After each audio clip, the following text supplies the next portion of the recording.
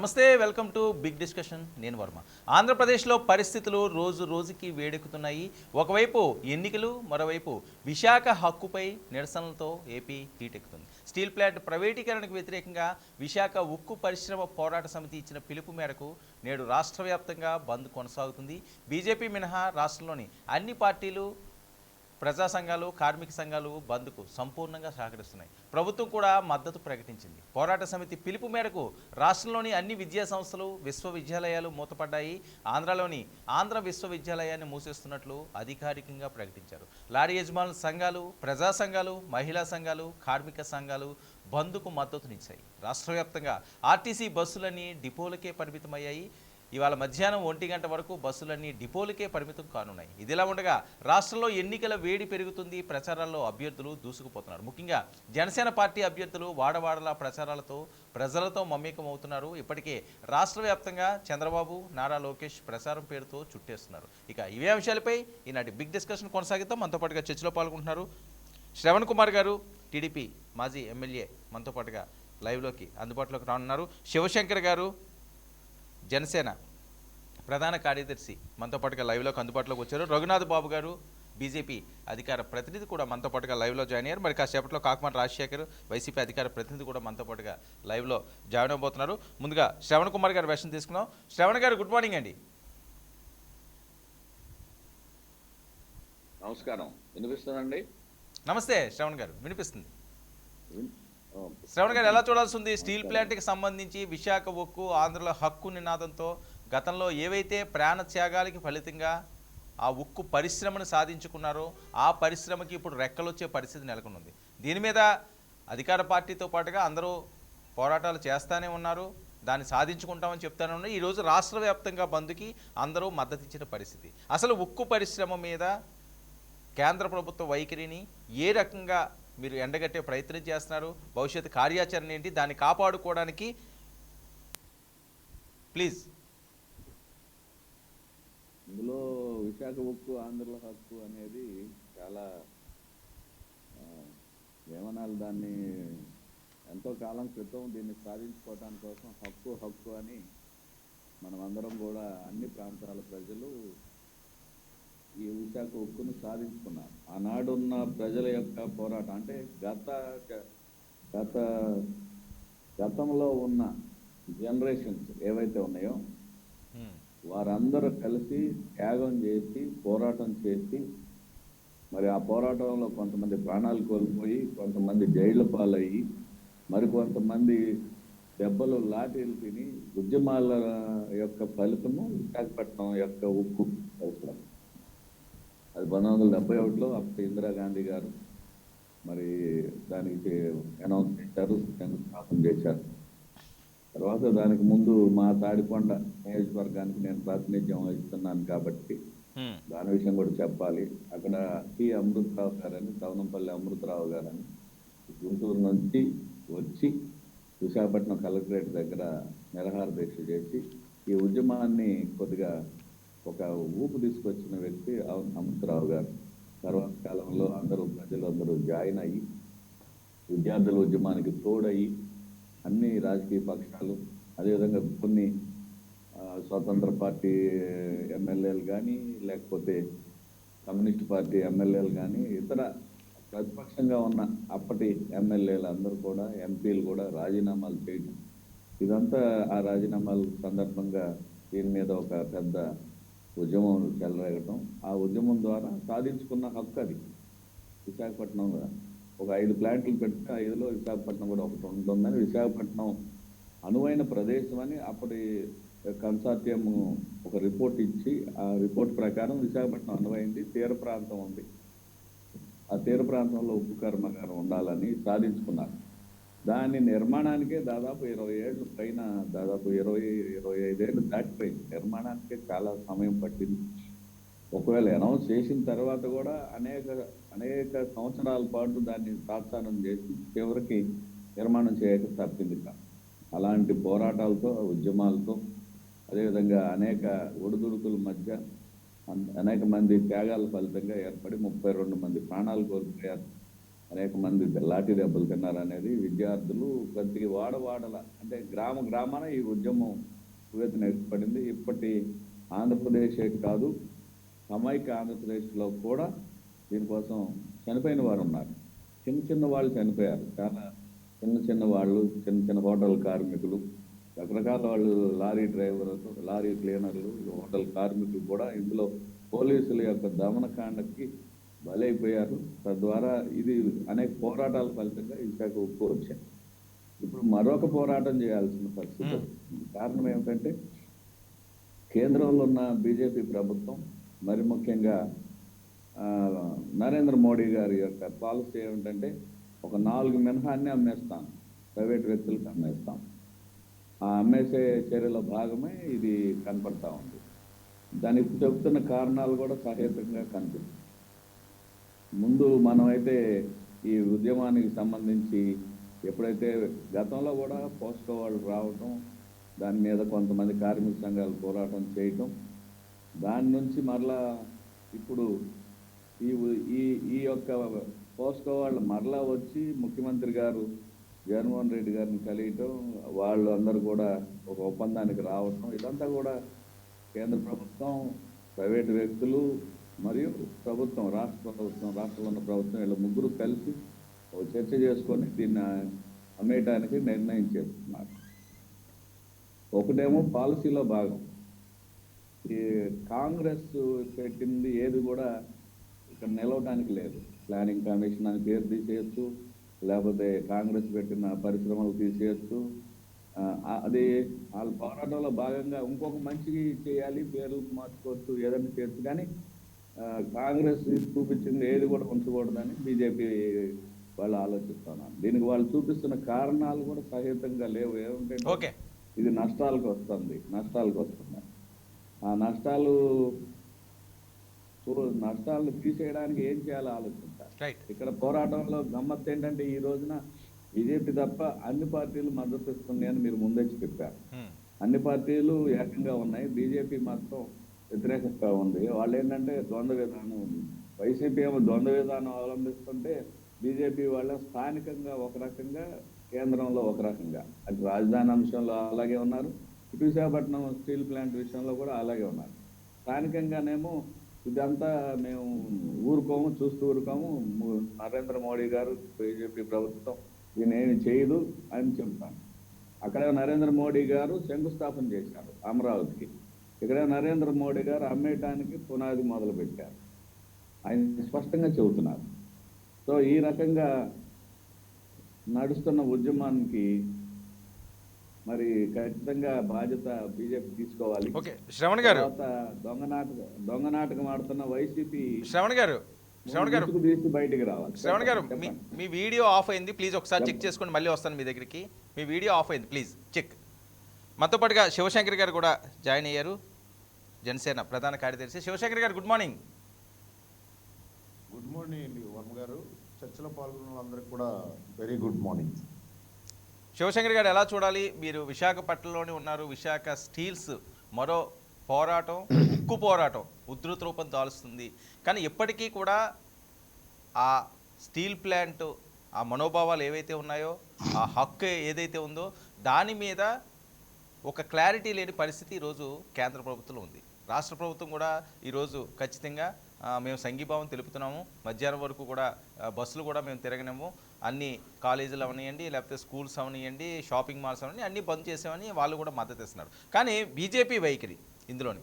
So ఇంత ఉధృతంగా ఉద్యమం వెళ్తున్నది, ఇది ఎందుకు వేరే రకంగా ఇది వెళ్ళింది అంటే పార్టీలకు కూడా ఇబ్బందే. ముఖ్యంగా బీజేపీ కూడా ఆంధ్రప్రదేశ్లో ఉన్నారనుకుంటున్నారు కాబట్టి, బీజేపీ మీరు పొత్తుతో కొనసాగుతున్నారు కాబట్టి మీకు ఇబ్బందికర పరిస్థితే. మున్సిపల్ ఎన్నికలు అవనివ్వండి, రేపు రానున్న ఎన్నికలు అవనివ్వండి, ఆ ప్రాంతవాసులందరూ కూడా నెగిటివ్గా ఆలోచించే విషయం.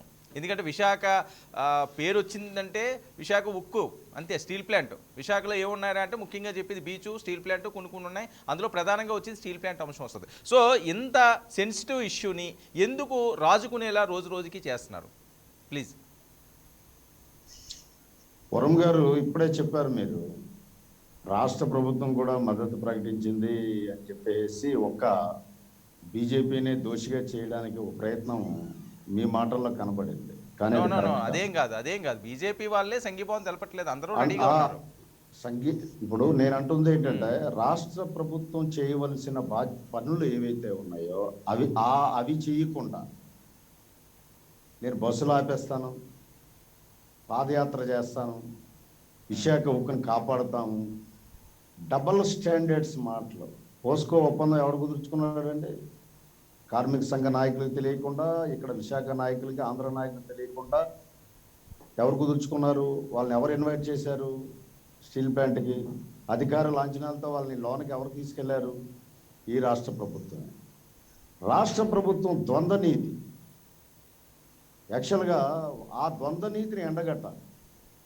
రాష్ట్ర ప్రభుత్వం చేయవలసిన పని చేయకుండా ఎవరినో దోషిగా నిలబెట్టి బుల్లెట్ ఆల మీద ఫైర్ చేసేటట్టు ఈ రకమైన ఆలోచనలు మన ఆంధ్రప్రదేశ్లో ఎక్కువైపోయాయి. ప్రతి రాజకీయ పార్టీకి ఇది ఒక వెనతో పెట్టిన విద్యలా తయారైంది. అసలు విశాఖ ఉక్కు ఫ్యాక్టరీ ఈ రకంగా తయారవడానికి కారణం ఎవరు? అందరూ వీళ్ళంతా కూడా ఈరోజు చాలా పెద్ద పెద్ద మాటలు మాట్లాడుతున్నారు ప్రతి రాజకీయ పార్టీ. ఏ గనులు వాటికి ఎలా చేయించుకోలేకపోయారు? ఇన్ని సంవత్సరాలు అధికారంలో ఉన్నటువంటి తెలుగుదేశం కానీ, కాంగ్రెస్ ప్రభుత్వం కానీ, లేదా ఇప్పుడున్న వైఎస్ఆర్సీపీ కానీ ఏ రోజు గనుల కోసం సిన్సియర్గా క్రమశిక్షణతో వీళ్ళు ప్రయత్నాలు చేశారా? చేయలేదు. గనులు లేకపోవడం వల్ల నష్టం వస్తుంది మహాప్రభు అని ఎన్నిసార్లు చెప్పినా వీళ్ళు పట్టించుకునే దాఖలాలు లేవు. మరి ఈరోజు అదే దానివల్ల నష్టం వచ్చింది. ఇంకొకటి ఏమిటి అంటే బ్రహ్మాండంగా ఉన్నటువంటి విశాఖ స్టీల్ ప్లాంట్ 5,000 కోట్ల రిజర్వ్ ఫండ్స్ ఉండేవి వర్మగారు. 5,000 కోట్లు. వాటి మీద వచ్చే ఇంట్రెస్ట్తో స్టాఫ్ తాలూకు శాలరీస్ అయిపోయి ఎక్స్పాన్షన్కి వెళ్ళాలి అని ఎవరు సలహా ఇచ్చారు? అప్పటి కేంద్రంలో ఉన్న కాంగ్రెస్ ప్రభుత్వం. ఎక్స్పాన్షన్కి వెళ్ళాక ఈ 5,000 కోట్లు కూడా ఖర్చు పెట్టేసి మిగతా 15,000 కోట్లు అప్పు చేసేసి ఎక్స్పాన్షన్ ఏ ప్రోడక్ట్ మీద వెళ్ళారు? మార్కెట్లో డిమాండ్ లేని ప్రోడక్ట్ మీద ఎక్స్పాన్షన్కి వెళ్ళారు. వీళ్ళు అవినీతి చేయడానికి కోసం కొన్ని కార్యక్రమాలు చేసి విశాఖపట్నాన్ని బంగారపు బాతుగుడ్డులాగా వాడుకొని ఒక్కసారి చంపేసి ఈరోజు ఆ ఉక్కు కార్మికుల మీద కానీ, దాని మీద ఆధారపడిన 2 లక్షల కుటుంబాల మీద కానీ ఒక పిడుగు పడినట్టు వాళ్ళ నిర్ణయం వచ్చింది. అదేదో బీజేపీ పార్టీ చేస్తుంది, మీకు కూడా ఇబ్బంది అని రాజకీయ నాయక పార్టీలు కానీ ఛానల్స్ కానీ మాట్లాడతాయి. ప్రైవేటైజేషన్ అనేది కాన్సెప్ట్ ఎప్పుడు వచ్చింది? 1991లో పివి నరసింహారావు గారి టైంలో వచ్చింది ప్రైవేటైజేషన్ అనేది. అప్పుడు ఎందుకు వచ్చింది అవన్నీ అది పెద్ద చరిత్ర. అది అప్పటి నుంచి వస్తున్నటువంటి పబ్లిక్ పాలసీ ఇది. ఆ పబ్లిక్ పాలసీలో పర్యవసానంగా ఈరోజు అది ప్రైవేటైజేషన్ ఏది నష్టాలు భారీగా ఉండి మనం పూరించలేము అనుకున్నది అది గవర్నమెంట్ ప్రభుత్వ నిర్ణయం, పార్టీ నిర్ణయం కాదు, ప్రభుత్వ నిర్ణయం. ఇప్పుడు ఎలాగ దాన్ని రక్షించుకోవాలి అన్న ఆలోచన తప్ప ప్రతి ఒక్క పార్టీ, వర్మగారు నేను చెప్తున్నాను, దీని నుంచి ఎలాగ రాజకీయ లబ్ధి పొందాలి అన్న ఆలోచనతోనే నడుస్తున్నాయి ప్రతి ఒక్క పార్టీ కూడా. చాలా దుర్మార్గం ఇది. ఇప్పుడు రక్షించుకోవాలి ఆ పార్టీని అన్నటువంటి ఆలోచన లేదు వీళ్ళకి ఎవరికి. మనకు మైలేజ్ ఎలాగ రావాలి? తెలుగుదేశం చూస్తుంది, వైఎస్ఆర్సీపీ చూస్తుంది. ఈ 2 పార్టీల వల్లే నాశనం అయిపోయింది ఆ పార్టీ, ఆ ఉక్కు ఫ్యాక్టరీ. అది ఇప్పుడు ప్రజలకి మసిపూసి మారేడుకాయ చేసి మేము రక్షిస్తామని చెప్పి పాదయాత్ర ఒకలంటే ఇంకా రోడ్ షో అని ఇంకొకరు. ఏమిటి ఇదంతాను? ఇది కరెక్ట్ కాదు. దీన్ని రక్షించుకునే బాధ్యత ప్రతి ఒక్క ఆంధ్రుడి మీద ఉంది. రాజకీయాలు ఒక్కసారి విరామం ఇవ్వండి. ఫ్యాక్టరీని, ఉక్కు కార్మికుల తాలూకా హక్కులు కానీ, ఆంధ్రుల సెంటిమెంట్ అయినటువంటి విశాఖ ఉక్కుని మనం ఎలా కాపాడగలం అన్న దాని మీదే దృష్టి పెట్టండి అని చెప్పేసి నేను అనేక సందర్భాల్లో ఈ రాజకీయ నాయకులందరికీ కూడా విజ్ఞప్తి చేశాను. Right, okay. మనతో కూడా రఘునాథ్ బాబు గారు కూడా చేయండి. రఘునాథ్ బాబు గారు, గుడ్ మార్నింగ్.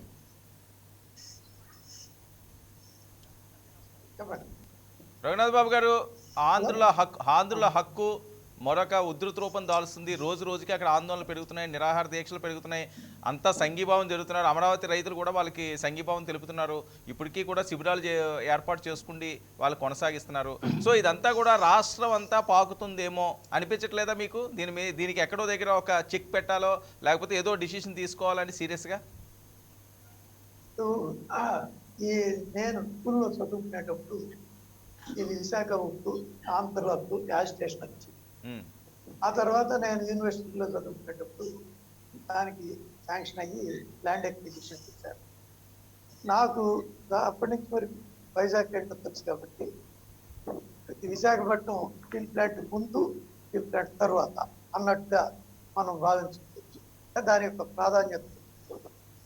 కానీ అదే ఇది వచ్చే ముందు కేంద్రం సేలంకి ఒక చిన్న స్టెయిన్లెస్ స్టీల్ ఇది శాంక్షన్ చేసి, అంటే స్టీల్ తయారు చేయడం కాదు, స్టీల్ నుంచి స్టెయిన్లెస్ స్టీల్. అప్పుడు కూడా మనం చాలా ఆందోళన పడ్డాం. కానీ చివరికి ఈ కాంపోజిట్ స్టీల్ ఫ్యాక్టరీ ఆంధ్రాకి వచ్చింది.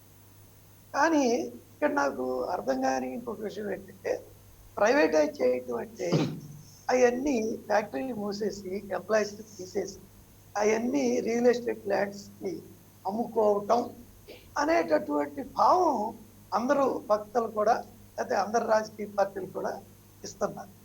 కానీ అంటే బహుశా వాళ్ళు ఒకప్పుడు షుగర్ ఫ్యాక్టరీ కొన్ని ప్రైవేటైజ్ చేశారు చంద్రబాబు నాయుడు గారు. వాటిని వాళ్ళు అమ్మేసుకుంటున్నారు. కాబట్టి వాళ్ళ ఎక్స్పీరియన్స్తో దీన్ని కూడా అదే కోణంలో. కానీ వాస్తవంగా చూస్తే మనకి ఫస్ట్ సెయిల్ గవర్నమెంట్ ఆఫ్ ఇండియాలో ఉంటాయి, టాటా స్టీల్, ఆ తర్వాత జేఎస్డబ్ల్యూ జిందాల్. ఇవాళ టాటా స్టీల్ జిందాలు సెయిల్ కన్నా సమర్థవంతంగా, సెయిల్ కన్నా లాభదాయకంగా నడుస్తుంది. ఏదేమైనా దాన్ని ప్రైవేటైజ్ చేయొద్దు అనే వాళ్ళు మేము కూడా ఉన్నాం. మా పార్టీ పరంగా చేయొద్దు అనేది మా కోరిక కూడా. కానీ ఈ వాస్తవ దృష్టి అది ఇంకా బాగుపడటానికి కొందరు ఎందుకు వ్యతిరేకించాలో నాకు అర్థం. సరే, దానిలో భూమి ఇచ్చిన వాళ్ళకి ఎంప్లాయ్మెంట్ అంటే ఆ భూమి తీసుకుంటూ కూడా 40 ఏళ్ల పైనే వాళ్ళందరూ రిటైర్ కూడా అయిపోయి ఉంటారు.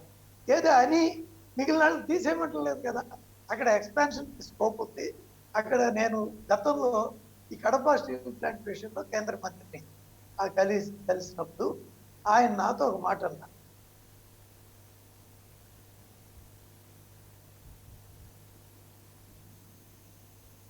రఘునాథ్ బాబు గారు, మీ ఆడియో మ్యూట్ అయింది, ఒకసారి చెక్ చేయండి please. Hello please please hello please. Best location కూడా వైజాగ్ అన్నా. కాబట్టి వాళ్ళు అసలు పరిశ్రమ పెట్టాలంటే బోల్డ్ అనుమతులు, దాని ల్యాండ్ ఎక్విజిషన్లు ఎన్నో ఉంటాయి. అటువంటిది చక్కగా ఇక్కడ ల్యాండ్ కూడా ఉంది కాబట్టి ఎవరైనా కానీ ఇంకా దాన్ని ఇంప్రూవ్ చేసేటట్టు ఒక హై క్వాలిటీ స్టీల్ అక్కడ పెడితే కూడా అది కూడా మనం సంతోషించాలి, ఆహ్వానం. నా ఉద్దేశం. ఎందుకంటే అది ఇంప్రూవ్ అవటం మనకి ఇష్టం లేదా, అలా కోనారులతోనే బతుకుండాలా. కాబట్టి వాళ్ళ శివశంకర్ గారు ఎన్నో విషయాలు చాలా స్పష్టంగా చెప్పారు. కాబట్టి ఇటువంటి పరిస్థితుల్లో దీన్ని మసిబూసి మారేడుగా చేయొద్దు. శివశంకర్ గారు చెప్పినట్టు రాజకీయాల్లోకి వస్తే ఎవరైనా మాట్లాడతారు. వాళ్ళ ప్రభుత్వమే తలుచుకుంటే బంధుదేముంది, సూపర్ సక్సెస్ అవుతుంది. ప్రభుత్వ సంస్థలన్నీ ఆపేస్తే, ఆగేస్తే బస్సులో విద్యాలయాలు, బ్యాంకులు ఇవన్నీ ఇంకా ఏముంది, ఆటోమేటిక్గా సూపర్ సక్సెస్ అవుతుంది. కానీ ఇక్కడ విషయం అసలు దాని ప్రైమరీగా దానిలో ఉన్నటువంటి అంశం ఏంటి, దాని సొల్యూషన్ ఏంటి, అది ఎవరు చూడాలి. మరి ఇన్నేళ్ళు 2014లో మేము వచ్చాం. అంతకుముందు ఒక 6 సంవత్సరాలు వాజ్పేయి గారు. అప్పుడు వాజ్పేయి గారు ఉన్నప్పుడు దానికి అదనపు డబ్బు ఇచ్చి దాన్ని తిరిగి రక్షించడం జరిగింది. సరే, 2014 నుంచి ఉన్నాం అనుకోండి. కానీ ఈ 2 ఫేజులు తీసేస్తే మొత్తం కాలం కేంద్రంలో కాంగ్రెస్ మద్దతుతో యునైటెడ్ ఫ్రంట్ ఎవరు ఉన్నారు. కాబట్టి వాళ్ళిద్దరు కూడా వాళ్ళ తెలుగుదేశం కాంగ్రెస్ మిత్రపక్షాలుగానే ఉన్నాయి. రాహుల్ గాంధీ ప్రధానమంత్రి చేయాలి, వాళ్ళ ప్రయత్నాలు వాళ్ళు చేసుకుంటారు, సపరేట్ ఇష్యూ. కానీ కలిసి ఉన్నారు అని చెప్పడమే నా ఉద్దేశం. కానీ ఇన్నాళ్ళు ఉన్నప్పుడు వాళ్ళు ఎందుకు దానికి గనులు ఇప్పేయటమో, లేకపోతే ఇందాక శివశంకర్ గారు చెప్పినట్టు ఆ చేయాల్సిన ఎక్స్పెన్షన్ కాకుండా కావాల్సినట్టు డిమాండ్ ఉన్నటువంటి స్టీల్ కోసం కాకుండా వేరే కోసం చేసి ఇవన్నీ కూడా ఆలోచించాల్సి ఉంది. అయితే ఇప్పుడు మన రాష్ట్ర నేను ఒకసారి విన్నాను ఈ మధ్యకాలంలో మన రాష్ట్ర ముఖ్యమంత్రి గారు కూడా అదే అవసరం అయితే మేమే కొనేస్తాం అని అన్నారు. మంచిది, కొనొచ్చు. గవర్నమెంట్ అయితే టెండర్లు కూడా వస్తాయి. అదే ఆ ఉద్దేశంతో దాన్ని ఏదో ఒక అగ్రిగేట్ రేటు కూడా కొనుక్కోవచ్చు. ఏది ఏమైనప్పటికీ అక్కడ ఎట్టి పరిస్థితుల్లో స్టీల్ ప్లాంట్ ఉంటుంది. అది ఇంకా అభివృద్ధి చెందుతుంది. దీనిలో ఎవరికి ఎటువంటి అవసరం లేదు. ఒక్క విషయం రఘునాథ్ బాబు గారు, ప్రైవేటు వైపు వెళ్తే, ప్రైవేటు పరం చేస్తే ఉద్యోగులకి ఉద్యోగ భద్రత ఉండే పరిస్థితి ఉంటుందా? ఎందుకంటే 4 తరాల నుంచి అక్కడ ఇంకా ఉద్యోగాలు ఇవ్వాల్సిన అవసరం ఉంది. ఆ రోజు ఏవైతే హామీలు ఇచ్చారో అవేవి ఇంకా నెరవేరలేదు. ఇప్పుడు ప్రైవేటు సంస్థ కానీ అక్కడ అడుగు పెడితే ఈ మ్యాన్ పవర్ని తగ్గించుకుంటే దిశగా వెళ్తుంది, కానీ మ్యాన్ పవర్ని పెంచుకుంటారా? లేకపోతే వాళ్ళకి ఇచ్చిన హామీలన్నింటినీ కూడా నెరవేరుస్తారా? ఇవన్నీ కూడా ఆన్ పేపర్ పెట్టే పరిస్థితి ఉంటుందా? పరమ గారు, అక్కడ మీరు ఉద్యోగాల గురించి 40 ఏళ్ళ తర్వాత ల్యాండ్ ఇచ్చిన వాళ్ళ ఉద్యోగాల గురించి ఇంకా మాట్లాడుతున్నారంటే అప్పుడు నిజంగా ఎవరైనా జాయిన్ అయితే ఇప్పటికి 100కి 200% రిటైర్ అయిపోయి ఉండాలి. సరే, వాళ్ళు కాదు, వాళ్ళ పిల్లలు మనోళ్ళు వాళ్ళ గురించి అప్పుడు ఇవ్వలేదండి, ఇప్పుడు అన్న ఇవ్వండి అని మాట్లాడతాం. కాసేపు తీసుకుందాం. కానీ ఈ 40 ఏళ్లలో 30 ఏళ్ళు ఆ కాంగ్రెస్ పరిపాలించింది కదా. ఎందుకు అప్పట్లో ఈ ఉద్యోగాల మీద ఈ కమ్యూనిస్టులో ఈ కాంగ్రెస్ లో ఎందుకు ఉద్యమం చేయలేదు? చాలా బెస్ట్ పీరియడ్ 2004 నుంచి 14 10 సంవత్సరాలు మొదటి దఫాలో కమ్యూనిస్టులు కూడా కాంగ్రెస్ మద్దతు ఇచ్చారు 4 నుంచి 9 వరకు. మరి అటువంటిప్పుడు ఇవన్నీ ఎందుకు పూర్తి చేసుకోలేదు? రఘునాథ్ బాబు గారు, కాంగ్రెస్ తప్పులు చేసింది అనుకుందాం. ఇప్పుడు ఇది నన్ను పూర్తి చేయండి. ఇప్పుడు నేనేమన్నానంటే అక్కడ ఎవరి ఉద్యోగమో తీయదు పోదు. ఒకవేళ టీఆర్ఎస్ కి కొంత వాళ్ళు వెళ్ళిపోవాలనుకుంటారేమో నాకు తెలియదు. కానీ ఎక్స్పాన్షన్ చేస్తే కొత్త ఉద్యోగాలు వస్తాయి కదండి. అటువంటిప్పుడు ఉన్న ఎందుకు తీసేయాలా? కాబట్టి ఉన్నాళ్ళల్లో పనిపెట్టే వాళ్ళు అందరూ ఉంటారు. ఇంకా కొత్త కొత్తవి వస్తాయి. కానీ ఉద్యోగాలు తీసేస్తారు, మూసేస్తారు. ఇలాంటి దురభిప్రాయాల్ని దయచేసి స్ప్రెడ్ చేయమాకండి. దయచేసి ఒక క్లారిటీతో ఉండండి. వాళ్ళు ప్రతిపక్షాలు ఆ పని చేస్తున్నాయి, చేసి ఏదో లబ్ధి పొందాలనుకుంటున్నాయి. దీనివల్ల వాళ్ళకి వచ్చే రాజకీయ లబ్ధి ఉండదు. సమైక్యాంధ్ర అని పెద్ద ఉద్యమం చేశారు. ఓ పక్కనేమో విభజనకి లెటర్ ఇచ్చారు, ఇక్కడేమో సమైక్యాంధ్ర అని ప్రధాన పార్టీలు రెండు వైసీపీ టీడీపీ ఆ రోజున ఉత్తరాలు ఇచ్చారు, మేము రెడీ సిద్ధం విభజనకి. కాబట్టి ఈ రకంగా ద్వంద్వ వైఖరులు వద్దు, 2 నాలుగుల ధోరణులు వద్దు. ఏ విషయం ఉన్నా కోలక్షన్ తెప్పించే ప్రాక్టికల్ వయబుల్ సొల్యూషన్స్ కొన్ని ప్రపోజల్స్ చెప్పండి. సొల్యూషన్స్ అవుతాయి. ఒకటే రఘునాథ్ బాబు గారు, ఎవరేమన్నా సరే బీజేపీకి ఆంధ్ర మీద చిన్న చూపు. ఆ రోజు పార్లమెంటు సాక్షిగా చేసుకున్నవే విభజన హామీల్లోని ఆ చట్టాలని ఇప్పుడు వచ్చి అమలు చేయలేదు అన్నది మీ మీద ప్రధానంగా ఉంది. కాంగ్రెస్కి ఎలాంటి గతి పట్టిందో అదే పరిస్థితి ఇక్కడ ఉండక తప్పదు అన్నది. దీని మీద అయితే సీరియస్గా మీరు ఆలోచించుకోవాలి. ప్రతిపక్షాలు ఏదో అంటున్నాయి, కావాలని బురద చల్లుతుంటే ఆ బురద చల్లింది మీరు కడుక్కోవాల్సిన అవసరం ఉంది. అధికారంలో ఉన్న వాళ్ళు ఖచ్చితంగా కడగాలి. అది పన్నీరుతో కడుక్కుంటారో నీళ్ళతో కడుక్కుంటారో మీ ఇష్టం. బురద చల్లడం అన్నది సహజం, అది మీరు బురద చల్లుతారు. Right, okay. శ్రవణ్ గారు 1 మినిట్ అండి. శ్రవణ్ గారు చెప్పండి సార్. శ్రవణ్ గారు, ఇది పరిస్థితి ఖచ్చితంగా కావాలని చెప్పి కార్నర్ చేయడానికి, కేంద్ర ప్రభుత్వాన్ని ఇరుకు పెట్టడానికి మాట్లాడే పరిస్థితి తప్ప స్టీల్ ప్లాంట్ ఎక్కడికి పోదు, అక్కడే ఉంటుంది. ఇంకా అద్భుతంగా రానున్న రోజుల్లో ముందు తరాల వారికి అది కొనసాగుతుంది అని చెప్పి వాళ్ళు వెర్షనం. Right, straight point. మనం మళ్ళీ వేరే మున్సిపల్ ఎన్నికలకు కూడా వెళ్దాము. స్ట్రైట్ పాయింట్ ఏంటంటే స్టీల్ ప్లాంట్ కోసం 40 సంవత్సరాల రాజకీయ చరిత్ర ఉండి చాలామంది పెద్దలతో పరిచయాలు ఉన్న చంద్రబాబు నాయుడు గారు, తెలుగుదేశం పార్టీ స్టాండ్ ఏంటి, మీ ప్రధాన డిమాండ్ ఏంటి?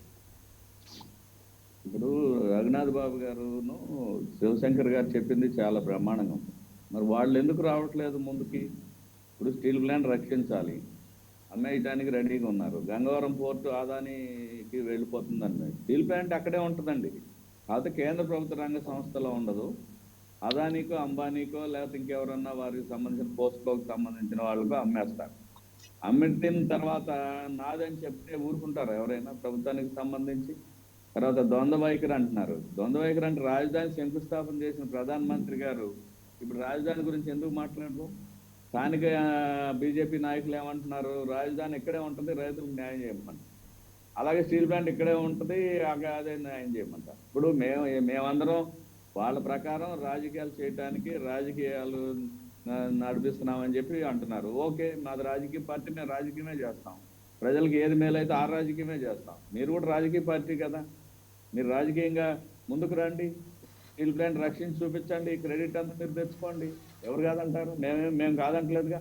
ఇప్పుడు అన్ని పార్టీలు బంద్కు మద్దతు ఇస్తే మీరు ఎందుకు చేయట్లేదు? మా వర్షన్ ఇదని మీరు ప్రజల్లోకి వెళ్ళండి. ఏ వర్షన్ బాగుంటుందో తెలుసు. స్టీల్ ప్లాంట్ ఇక్కడే ఉండాలి, కానీ అదాని చేతిలోనో, అంబానీ చేతిలోనో, లేకపోతే పోస్కో చేతిలోనో ఎవరో వాళ్ళ చేతిలోకి వెళ్ళాలి. ఇది మా వర్షను. మేము ఉద్యోగాలు తగ్గిస్తాం, మేము ఉద్యోగాలు ఇస్తాం. ఇందులో ఉన్న రిజర్వేషన్ వాళ్ళందరికీ రిజర్వేషన్, బీసీలు, ఎస్సీలు, ఎస్టీలు, అటువంటి వికలాంగులు, వీళ్ళందరూ రిజర్వేషన్స్ మేము కొనసాగిస్తాం. మా పోస్కో వాళ్ళు ఒప్పుకుంటారు. మా అదాని అతని పోర్టుల్లో కానీ, అతని వ్యవహారాల్లో కానీ, అంబానీకి సంబంధించిన అందులో కానీ అందరికీ రిజర్వేషన్ రాజ్యాంగ ప్రకారం రావాల్సిన హక్కులన్నీ ఇస్తాం. భూమి ఇక్కడే ఉంటుంది, అన్నింటినీ మేము ఒప్పుకుంటున్నాం అని చెప్పమనండి. ద్వంద్వ వైఖరి అంటే విషయాన్ని బట్టి, విషయం యొక్క క్లిష్టతను బట్టి, విషయంలో ఉన్న పట్టును బట్టి రాజకీయ పార్టీలు నిర్ణయాలు తీసుకుంటూ ఉంటాయి. అదే ద్వంద్వ వైఖరి అంటే అసలు మీరు ద్వంద్వ వైఖరి కాదు, అనేక వైఖరులు తీసుకుంటున్నారు. ప్రాంతానికి ఒక వైఖరి, జిల్లాకు ఒక వైఖరి, రాష్ట్రంలో ఒక వైఖరి, దేశంలో ఒక వైఖరి. ఇన్ని వైఖరులు తీసుకునే బీజేపీ పార్టీతో మాట్లాడే అంశాల గురించి నేను ఒకటే అడుగుతున్నాను. వీళ్ళు ఖచ్చితంగా ఇద్దరు కలిసిమెలిసి ఉన్నారు. కొద్దిగా జనసేన ఏం చేయాలో అర్థం కాకుండా ఉన్నారు. బీజేపీ పార్టీ, జనసేన కలిసే ఉంది ఇప్పటి వరకే, అఫీషియల్గా అయితే కలిసే ఉన్నారు. కలిసి ఉన్న వాళ్ళు వీళ్ళతో పాటు పోటీగా ఉద్యమం చేయాలి కదా.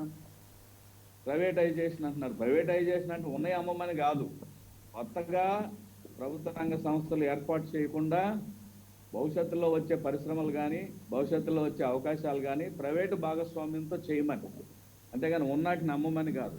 ఎంపీసీఎల్, ఎల్ఐసి, లేకపోతే రైల్వే ఎప్పుడుదండి బ్రిటిష్ వాళ్ళు ఏర్పాటు చేసిన రైల్వేని ఈ రోజున స్టేషన్లు ప్రైవేటైజ్ చేస్తున్నారు, రైల్వే సర్వీసెస్ ప్రైవేటైజ్ చేస్తున్నారు, అన్ని ప్రైవేటైజ్ చేస్తున్నారు. రైల్వేకి సంబంధించినంత వరకు అది. తర్వాత ఎయిర్ ఇండియా ప్రైవేటైజ్ అంటారు. అసలు ఆ ప్రైవేటైజ్ చేయని కార్యక్రమం ఏముంది ఇక్కడ? అంటే ఒకటి మాకు అర్థమైంది, నేను స్పష్టంగా నాకు అర్థమైంది ఏంటంటే, చదువుకున్న వాళ్ళ వ్యక్తులకు కూడా చర్చించుకుంటున్న అంశం ఏంటంటే, ఈ బీజేపీ ప్రభుత్వం కానీ, ఎన్డీఏలో ఉన్న భాగస్వాములు అందరూ కూడా రాజ్యాంగంలో ఇచ్చిన హక్కులు ఏవైతే ఉన్నాయో పేద వర్గాల వారికి, వారందరి హక్కుల్ని తీసేయటానికి వీలు లేదు. కాబట్టి ఇటువంటి సంస్థలన్నీ ప్రైవేటైజ్ చేస్తే ఇంక వీళ్ళ గొడవ వదిలిపోతుంది. మెల్లగా ఈ రాజ్యాంగంలో ఏవైతే రాయితీలు ఇచ్చారో ఆ రాయితీలన్నింటినీ తొలగించేసేయాలి, ఓకే, వ్యక్తుల చేతుల్లోకి తీసుకెళ్ళాలి అనేది ఒక కనిపిస్తా ఉంది. ద్వంద్వ వైఖరి అనేది రాజకీయ పార్టీల్లో మాట్లాడటం కరెక్ట్ కాదు. ఎందుకంటే డైరెక్ట్గా మనకి ఇక్కడ కనిపిస్తా ఉన్నాయి అనేక అంశాలు. సోమవీర్రాజు గారు ఒక స్టేట్మెంటు, కన్నా లక్ష్మణ్ గారు ఒక స్టేట్మెంటు, కేంద్రం నుంచి వచ్చిన జీవీఎల్ గారు ఒక స్టేట్మెంటు, లేకపోతే పైనుంచి జియోధర్ గారు ఒక స్టేట్మెంటు, రకరకాల స్టేట్మెంట్లు ఇచ్చింది. మేము అట్లీస్ట్ ద్వంద్వ వైఖరి అన్నాం. వాళ్ళు బహుముఖ వైఖరితో, మనిషికి ఒక వైఖరితో బీజేపీ కన్ఫ్యూజ్ చేస్తుంది ఆంధ్ర రాష్ట్ర ప్రజలందరినీ కూడా. ఓకే. తర్వాత శివశంకర్ గారు చెప్పినట్టు తప్పకుండా మార్గాలు అన్వేషించండి. ఎక్స్పాన్షన్ చేసింది ఎవరు చేసి ఉంటారు? అంటే ఉక్కు జిఎం వాళ్ళంతటా వాళ్ళు చేసి ఉంటారా? కేంద్ర ప్రభుత్వ సహాయ సహకారాలతో చేయలేదా? ఆ ఎక్స్పాన్షన్ చేయటం మూలంగా నష్టం జరిగింది అంటున్నప్పుడు ఆ నష్టాన్ని సరిదిద్దాల్సిన బాధ్యత ఎవరిది? గనుల విషయం చెప్దాం, అందరిదే పొరపాటే, అందరూ ఫెయిల్యూరే. గనులు అలాట్ చేయించడంలో రాజకీయ పార్టీలు ఫెయిల్ అయినాయి, అధికారంలో ఉన్న పక్షాలు ఫెయిల్ అయినాయి, అందరూ ఫెయిల్ అయ్యారు. ఫెయిల్ అయినారు అనేది ఓకే, ఈరోజు మీరు సరిదిద్దండి. ప్రధానమంత్రి గారు స్వదేశీ అంటారు, బీజేపీ పార్టీ స్వదేశీ స్వదేశీ స్వదేశీ అని చెబుతుంది కదా. మీరు దక్షిణ కొరియాకి ఎందుకంటే ఎందుకు అమ్ముతున్నారు? ఇప్పుడు స్వదేశీ ఉద్యమం మీరు పెద్ద ఎత్తున చేశారు.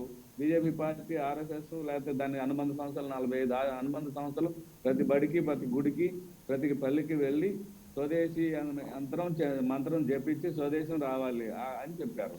మీరు విదేశీ పరిశ్రమలకు ఎందుకు అమ్ముతున్నారు? కారణం ఏంటి? ఇవన్నీ మనం ఆలోచించాల్సిన అంశాలే కదా. ఇప్పుడు ఎక్స్పాన్షన్ ఆపేసేయండి, లేకపోతే ఇంకేం చేయాలో చేయండి. వైసీపీ వాళ్ళు ఏమంటారంటే 7,000 అమ్మేస్తే చాలంట. ఈయనేమో టోకుగా అమ్మేయాలని చూస్తున్నారు బీజేపీ వాళ్ళు. వైసీపీ వాళ్ళు ఏమో రీటైల్గా అప్పుడు కొంత అమ్మేద్దామని వాళ్ళు. అంటే నేను అనేది రాజకీయ పార్టీలు ఇటువంటి అంశాలు మాతో సహా నేను చెబుతున్నాను. ఇటువంటి అంశం ఒక సెంటిమెంట్తో కూడుకున్న అంశం. ఆ సెంటిమెంట్తో కూడుకున్న అంశం మీద మనమందరం ఇవన్నీ మర్చిపోయి ఏకపక్షంగా నిలబడి ఆంధ్రాకి వచ్చిన ఉక్కు పరిశ్రమను కాపాడుకోవాలా లేదా అది ఆలోచించాలి. పాత సంగతి వదిలేద్దాం, కొత్తగా ఏం చేయాలి, దీన్ని ఎలా రక్షించుకోవాలని ఆలోచన చేయాలని నేను కోరుకుంటున్నాను. హలో శివశంకర్ గారు, రైట్, ఓకే. ఈ పంచాయతీ ఎటు తేలుతుందో అన్నది మరి కాలమే చెప్పాలి. ప్రస్తుతం అయితే మీరు మీ కళ్ళ ముందే జరుగుతున్న ఉద్యమం అది రోజు రోజుకి పెరుగుతుంది. అయితే స్టీల్ ప్లాంట్ ఉద్యోగులు అయితే వెనక్కి తగ్గేది లేదు అని ఖచ్చితంగా వాళ్ళు చెప్తున్నారు.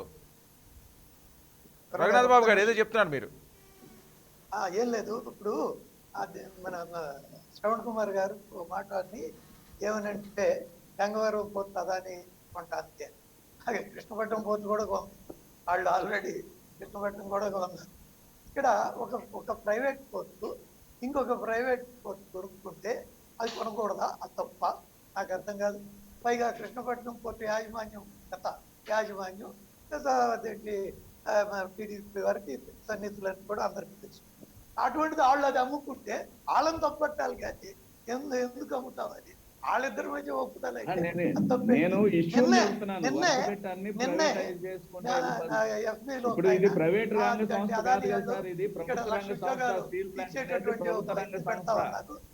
ఐటీ స్టోరేజ్ వైసీపీ ప్రభుత్వం కాదంది అన్న.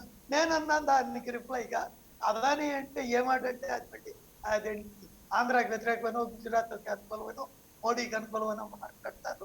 అదాని ఏమో అవసరం వచ్చినప్పుడు వన్ మినిట్ అండి రఘునాథ్ బాబు గారు. అదాని అంటే మోడీ అని. ఓకే, ఒక్క నిమిషం అండి ప్లీజ్. రఘునాథ్ బాబు గారు ఒక్క నిమిషం అండి. శ్రవణ్ గారు రక్షించుకుందామా? ఓకే, శ్రవణ్ గారు 1 minute లెక్క పెట్టండి, తప్పులు పక్కన పెట్టండి. ఆంధ్రుల హక్కుని మనం రక్షించుకుందామా లేదా? దానికోసం ఇప్పుడు మన తప్పులు మనం ఎంచుకుందాం. ఎన్నికల్లోనో లేదా ఇంకొక అంశం మీద మన తప్పులు రైట్. ఇది రాజకీయాలు చేసే అంశం కాదండి. ప్లీజ్ 1 minute శ్రవణ్ గారు 1 minute అండి. మనతో పాటుగా వినండి. 1 minute. స్టీల్ ప్లాంట్ ఉద్యోగ సంఘ నాయకులు అయోధ్యరామ్ మనతో పాటుగా ఫోన్ లైన్ ఉన్నారు. ఫైనల్గా వాళ్ళు ప్రభుత్వం ముందు ఎలాంటి స్టీల్ ప్లాంట్ని కాపాడుకోవడానికో ప్రైవేట్ పరం చేయడానికో వాళ్ళు ఏం చెప్తారు, వాళ్ళు ఎలాంటి డిమాండ్ చేస్తున్నారో ఆయన మాటల్లో విందాం. అయోధ్యరామ్ గారు, ఫైనల్గా ఈరోజు బంద్ వరకు కూడా వచ్చారు, అన్ని సంఘాలు మీకు మద్దతు ఇస్తున్నది, బంద్ ఏ రకంగా సాగుతుంది, ఫైనల్గా కేంద్ర ప్రభుత్వానికి రాష్ట్ర ప్రభుత్వానికి ఏం చెప్పాలనుకుంటున్నారు మీరు? అయోధ్యరామ్ గారు ప్లీజ్ చెప్పండి. ఈ రోజు రాష్ట్ర వ్యాప్త బంద్ అనేది జరుగుతూ ఉంది. ఈ రాష్ట్ర వ్యాప్త బంద్ కి అన్ని రాజకీయ పార్టీలు బీజేపీ మీద మద్దతు ఇస్తా ఉన్నారు. అట్లాగే విశాఖపట్నం స్టీల్ ప్లాంట్ అమ్మడం అనే దాన్ని ఎవరు కూడా డైజెస్ట్ చేసుకోలేకపోతా ఉన్నారు. కాబట్టి రాష్ట్ర వ్యాప్త ఉద్యమం ఒక కర్మాగారానికి వచ్చిందంటే మీరు అర్థం చేసుకోవచ్చు. ఎందువల్లంటే ఎన్నో ప్రభుత్వ పరిశ్రమలు బీజేపీ వారు అన్నారు. కానీ విశాఖపట్నం స్టీల్ ప్లాంట్ కి రాష్ట్ర వ్యాప్త ఉద్యమం ఎందుకు వచ్చిందంటే 50 సంవత్సరాల చరిత్ర కర్మాగారం బంద్ కాబట్టి వచ్చింది. ఈ రోజు రాష్ట్రంలో సంపూర్ణంగా బంద్ జరుగుతూ ఉంది. అట్లాగే మీరు అడిగారు దీనికి మార్గాలు ఏంటని చెప్పేసి. విశాఖపట్నం స్టీల్ ప్లాంట్కి ఉన్నటువంటి గనులు, సొంత గనులు ఒక గని కేటాయిస్తే ఏటా 3,500,000 కోట్ల రూపాయలు మిగులుతా ఉంది. కనీసం ఒరిస్సాలో మీరు మాకే కొనిపించినటువంటి గనుల నుంచి ఐరన్ ఓర్ తెచ్చుకునే దానికోసం మాకు పర్మిషన్ పెట్టండి. విశాఖపట్నం స్టీల్ ప్లాంట్ సొంత గనులు ఉన్నాయి కానీ ప్రభుత్వం పర్మిషన్ ఇవ్వడం లేదు. రెండోది, ప్రైవేటు పారిశ్రామికవేత్తలకి 6 నుంచి 8% వడ్డీకి డబ్బులు ఇస్తా ఉన్నారు బ్యాంకు నుంచి. బ్యాంకులో డబ్బంతా ప్రజల డబ్బు. ఓకే, అయోధ్యరామ్ గారు ఇవన్నీ కూడా వినండి. ఇవన్నీ కూడా ప్రతిరోజు చర్చించుకుంటే అంశాలే. ఫైనల్గా ఎలాంటి డిమాండ్ మీరు చేస్తున్నారు? ఒకవేళ ఇదే విధంగా కేంద్ర రాష్ట్ర ప్రభుత్వాలు ముందుకు సాగితే మీ భవిష్యత్ కార్యాచరణ ఏంటి? ఒక మాటలో చెప్పండి, టైం లేదు ప్లీజ్. తప్పకుండా సార్, ఎట్టి పరిస్థితుల్లో మేము తగ్గేది లేదు. ప్రభుత్వం ఆంధ్రప్రదేశ్ నిరసన అర్థం చేసుకుని ఈ విశాఖపట్నం స్టీల్ ప్లాంట్ ప్రభుత్వాలను కొనసాగుతున్న ప్రయత్నం చేసే మా ఉద్యమం కొనసాగుతుంది. శాంతియుతంగా ఎన్ని నెలలైనా సరే, ఎన్ని రోజులైనా సరే పోవడానికి మేము సిద్ధంగా ఉన్నాం. రేపు రాబోయే 20వ తారీఖు కూడా భారీ కార్యక్రమాలు శ్రీకారం చుట్టబోతా ఉన్నాం. మాకు వడ్డీలు తగ్గించడం చాలు. అందరు ప్రజలకు ఇచ్చినట్టు అందరు పారిశ్రామిక వడ్డీకి ఇస్తే కంపెనీ నిలబడుతుంది. మా దగ్గర 14% వడ్డీ వసూలు చేస్తూ ఉన్నారు. ఇది అత్యంత దారుణం. ప్రైవేటు పారిశ్రామిక 8%, గవర్నమెంట్ కంపెనీ 14% వడ్డీ ఎందుకు కట్టాలి?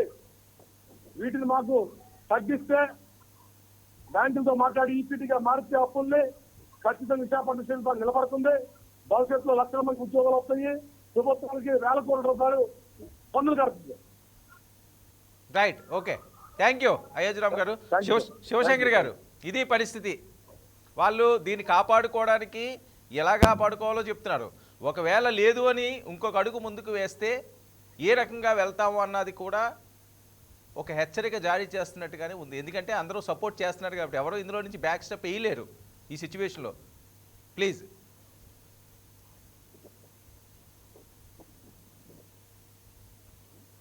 ఇప్పుడు ఈ ఉక్కు నాయకులు కూడా వీళ్ళు దాన్ని రక్షించుకునే వీళ్ళకి చిత్తశుద్ధి ఎంత ఉన్నది అనేది కూడా ఒక ప్రశ్నార్థకం ఇక్కడ. ఎందుకంటే వీళ్ళు బ్యాక్ ఎండ్ లోంచి ఎవరో అదృశ్య శక్తులు నడిపితే ఇక్కడ ఉద్యమాలు రన్ అయ్యేటట్టయితే ఉద్యమం మనుగడ సాగించలేవు. కేవలం ఉక్కు సమస్య, అక్కడ ఉన్నటువంటి కార్మికుల సమస్య, తర్వాత దాని మీద ఆధారపడినటువంటి ప్రజల సమస్యగా చూసి దీన్ని రాజకీయేతర ఉద్యమంగా మలిస్తే తప్ప ఇది ముందుకు వెళ్ళలేదు. రెండవది, శ్రవణ్ కుమార్ గారు ప్రైవేటైజేషన్ గురించి ఎంత తక్కువ మాట్లాడితే అంత మంచిది. ఎందుకంటే సహకార రంగాన్ని ఆంధ్రప్రదేశ్లో పూర్తి నిర్వీర్యం చేసిందే చంద్రబాబు నాయుడు గారు. అందులో ఉన్నటువంటి షుగర్ ఫ్యాక్టరీలు అన్నీ అమ్మిబారేశారు ఆ రోజు. ఎవరైనా వెళ్ళి సార్ అదేంటది సహకార రంగం అంటే కోఆపరేటివ్ సెక్టార్ని మీరు బలోపేతం చేయాలి కదా అని అంటే ఆయన అన్నీ ఒకే ఒక మాట, మీ మైండ్ సెట్ మారలేదు, మీ యాటిట్యూడ్ చేంజ్ చేసుకోండి అని 2 పదాలు చక్కగా వాడేవాడు. మీతో అన్నారా? నేను బ్యూరో ఇప్పుడు కాబట్టి మనము వాటి గురించి ఈరోజు కొత్త పల్లవి అందుకోవాల్సిన అవసరం లేదు. ఇప్పుడు ఇది ప్రైవేటైజేషన్ తప్పని పబ్లిక్ పాలసీ డాక్యుమెంట్లో ప్రైవేటైజేషన్ అంటే అమ్మడం కాదు, డిస్ఇన్వెస్ట్మెంట్, చాలా అందులో ఉన్నాయి అంశాలు. కాకపోతే దీన్ని అవన్నీ పక్కకు పెట్టి ప్రస్తుత పరిస్థితి నుంచి గట్టెక్కడం ఎలా అన్నదే మన దృష్టిలో ఉండాలి. కానీ మనం 1 వేలు చూపిస్తాం, అటు నుంచి 4 వేలు మనకు చూపిస్తాం. అది గుర్తుపెట్టుకోవాలి. రాజకీయ పార్టీలు గతంలో అధికారంలో ఉన్న ప్రభుత్వాన్ని నడిపే పార్టీ ఈరోజు మనం అపోజిషన్లో ఉన్నామనో లేదంటే అధికారంలో లేవని ఏది మాట్లాడినా చెల్లుతుంది అనుకోవడం కరెక్ట్ కాదు. గత చర్యలన్నీ కూడా మనల్ని వెంటాడుతుంటాయి. అందుకు నేనేమంటానంటే మేము జనసేనకి క్లారిటీ ఉంది. మేము ఇప్పుడు కూడా అందరికంటే ముందుగా పవన్ కళ్యాణ్ గారు స్పందించారు. మా అధ్యక్షుల వారు ఢిల్లీ వెళ్ళి అందరికీ ఎక్స్ప్లెయిన్ చేశారు. ఇది మిగతా కర్మాగారం లాగా చూడకండి, ఫస్ట్ మనం ఫ్యాక్ట్స్ని ఎక్స్ప్లెయిన్ చేయాలి. ఆ పని మేము చేసాం. ఏ రాజకీయ పార్టీలు ఆ పని చేయలేదు. మాటలు కబుర్లు మాత్రం చాలా చెప్తున్నాయి. తెల్లవారులేసిన నుంచి ఈ మున్సిపల్ ఎలక్షన్ అవనివ్వండి, ఎంతమంది వీళ్ళు రోడ్డు మీదకి వస్తారు, ఈ ఉద్యమానికి మద్దతు ప్రకటిస్తారు, మీరు చూస్తారు, నేను చూస్తాను. వర్మ గారు, ఇదంతా రాజకీయ లబ్ధి కోసం చేస్తున్న ఎత్తుగడలు. వీళ్ళు ఇందులో పడకూడదు ఈ ఉద్యమకారులు. శ్రవణ్ గారు చెప్పండి సార్. ఏమైనా అబ్జెక్షన్ ఉందా? బీజేపీ చెప్పిన అంశాలు నేను స్పష్టంగా ఒక్క నిమిషం వర్మ గారు, నేను చెబుతుంది ఒకటే, రాజకీయాలు ఈ సమయంలో మానేసేయండి. మీ అభిప్రాయాన్ని మేము, మా అభిప్రాయాన్ని మీరు ఒప్పుకున్నట్టయితే మన ఇద్దరం ఒక పార్టీలోనే ఉండేవాళ్ళం. ఇద్దరు వేరు వేరు పార్టీల్లో ఉన్నాం. కానీ దీని అర్థం ఏంటి అంటే విశాఖపట్నం ఉక్కు కర్మాగారం రక్షించుకోవడానికి రాజకీయాలు ముందు పెట్టి దీన్ని అబ్జెక్షన్, ఇది నా అబ్జెక్షన్ అని చెప్పుకోవటం అనేది నేనైతే అనుకోవట్లేదు. అలా కాకుండా సమైక్యంగా అందరూ కలిసి, మీకు మోడీ గారు చాలా క్లోజ్గా ఉంటారు జనసేనకి, అమిత్ షా గారు క్లోజ్గా ఉంటారు, బీజేపీ పార్టీ మీరు ఒకటిగానే ఉన్నారు ప్రస్తుతం వరకు. అటువంటిప్పుడు మీరు ఎందుకు ఈ కార్మిక సంఘ నాయకులు చెప్పిన అంశాలు ఏదైతే ఉన్నాయో తక్కువ వడ్డీకి డబ్బులు పెంచడం కానీ, లేకపోతే దీనికి వాళ్ళు కొనుక్కున్న గన్నుల్ని మీరు కేటాయింపు జరపటంలో కానీ ఒక 4-5 ఏళ్ళు మళ్ళా దీని మీద ఆలోచన చేసి దాన్ని సపోర్ట్ చేసి మళ్ళా లాభాల బాట పట్టే వరకు మీరు ఎందుకు ఆలోచన చేయట్లేదు? అంటే ఈ చిన్న విశాఖ ఉక్కు లాంటి కర్మాగారం అమ్మే చర్యలని శ్రవణ్ కుమార్ గారు, మేమేం చేయాలో మీరు మాకు చెప్పనవసరం లేదండి. మేము బాధ్యత గల రాజకీయ పార్టీ, మాకు ఒక ప్రణాళిక, విజన్ ఉంది, ఒక గమ్యం ఉంది. మీరేం చేస్తున్నారు చెప్పండి ప్రజలకి. మేమేం చేయాలి? మాకు మోడీ గారి క్లోజు, ఇవన్నీ మీకు అనవసరం, అసందర్భం. మీరు ఏం చేస్తున్నారు, మీరే చెప్పారు కదా, ఏం చేయబోతున్నారు, గతంలో ఏం చేశారు అది చెప్పండి ప్రజలకి. ఈ కాదు సార్, 99 టీవీ ద్వారా ఏమంటున్నారంటే శివశంకర్ ప్రజలందరికీ గారికి తెలుస్తుంది మీరే ఈ మేమే నిర్వాహకం. explain చేసాము. అంతేగాని ప్రాసెస్ ప్రకారం మీరు మీరు ఇచ్చేయండి, చేస్తున్నారు కదా. మీరు మాకు ఆ డైరెక్షన్ ఇవ్వడం అవసరం ప్రాసెస్ని లేదు. వేగవంతం చేయండి మాకు అని తెలుసు అడుగుతున్నాను. ఏం చేయాలో మాకు మీరు తెలుసు. చేస్తున్న మా అధ్యక్షుల వారికి ప్రాసెస్ ని తెలుసు. వేగవంతం చేయండి, రక్షించుకుందాం అందరం కలిసి అని చెప్తున్నాను. నేనేమి వ్యతిరేకం చెప్పలేదే మీకు కూడా. ప్రాసెస్ మీరు ఏదైతే మొదలు పెట్టారో, పవన్ కళ్యాణ్ గారు మీరు ఏదైతే మొదలు పెట్టారో అది దాన్ని మేము వేగవంతం చేస్తాం. చేసి మా ప్రజల్లో మా movement తరపున తెచ్చి మనం మేము చేద్దాం చేయవలసిందంతా చేస్తాం. మీరేం చేశారు? మీరేం చేస్తున్నారు? మీరేం చేయాలా? మీ కార్యక్రమాన్ని మీరేం చేయరు? బలోపేతం మేమేం చేయాలి మీరు చెప్పండి. మీ యొక్క మేమేం రాజకీయ చేయాలో పార్టీ మీరు చెప్పండి. మీ ఓకే. పార్టీ ఆఫీసులో ఉద్యమాలు చేస్తారు. రైట్ జీవీఎంసీ ఎన్నికలు ఉన్నాయి మీరు కాబట్టి చెప్పండి. లబ్ధిపొందడానికి ఓకే. మీరు ఎక్కడ వచ్చి మీరు రోడ్ షో చెప్పండి, చేస్తారు. మేము మీకు చెబితే ఒప్పుకోరు. మీరేం చేయరు. మేమేం మీరు చేయాలి? అధికారంలో మీరు ఉన్నప్పుడు ఏం చెప్పండి. చేయరు. ఇప్పుడు ఏం దయచేసి చేయరు. మీరు చెప్పండి, మీరు దీన్ని ఎవరెవరికో సలహాలు రక్షించుకోవడానికి ఇస్తుంటారు. మార్గాలు చెప్పండి. అది మానుకోండి. దీన్ని రక్షించుకోవడానికి మార్గాలు చెప్పండి, మేము అనుసరిస్తామని చెబుతున్నాగా. దీన్ని రక్షించుకోవడానికి మీ దగ్గర ఉన్న మార్గాలు చెప్పండి. మంచి అయితే మేము కూడా మీతో పాటు వస్తున్నాం, ఏం పర్వాలేదు చెప్పండి. Okay 1 minute. మాతో పాటు ఏం రావక్కర్లేదండి, మీ పని మీరు చేయండి. అరే శివశంకర్ గారు, ఏకపక్షంగా శివశంకర్ గారు. చేయండి పనులు. శివశంకర్ గారు, ఏంటి పాత జోడి బాగుంది, అప్పుడు అధికారం చేపట్టారు, మీతో మేము వస్తాము అంటే మీరేంటండి రావద్దంటారు టీడీపీని? అది గతించిన చరిత్ర వర్మ గారు, అది గతించిన చరిత్ర. ఓకే. మాకు ఈ రెండు పార్టీలు కూడా వీళ్ళు వ్యవస్థని భ్రష్టు చేసే పార్టీలు, ఈ రెండింటి కుటుంబ పార్టీలు. మేము ఏ కోసాన వీళ్ళని మేము యాక్సెప్ట్ చేయము. మార్పు కోసం వచ్చిన పార్టీ మాది. మళ్ళీ వ్యవస్థ వారసత్వ కుటుంబ దాన అవినీతి రాజకీయాలకు మేము ఎట్టి పరిస్థితుల్లో మా దరిదాపులో రానేము. Right right 1 minute. మనతో పాటుగా కాకమాట రాజశేఖర్ కూడా జాయిన్ అయ్యారు. రాజశేఖర్ గారు గుడ్ మార్నింగ్.